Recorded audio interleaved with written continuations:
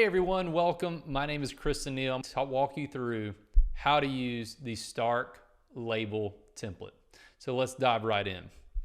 So right here I have my file.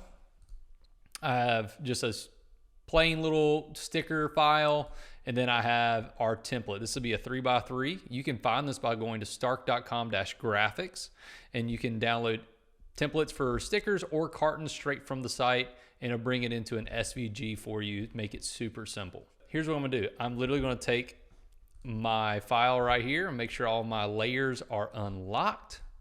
And then I'm going to take it. I'm just gonna copy it.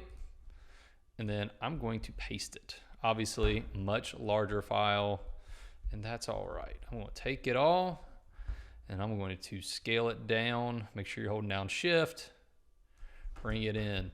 All right, so one of the things you wanna make sure you do on this template file, this is what I should have done, this you get to learn on the fly with me, is let's make a new layer, and we're gonna put all of this stuff from our copied file right onto this new layer, and this will be our background layer, and we'll lock it down.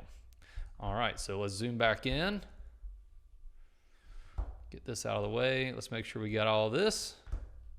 Let's bring it in. We still got some dropping to do right here. That's all right.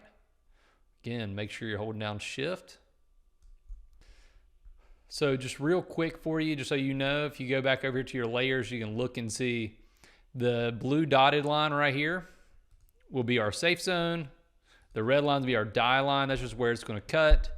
And then we got our bleed line that's going to bleed out onto, your image can bleed out over to that, just to make sure we have it all fully covered whenever we do the die cuts.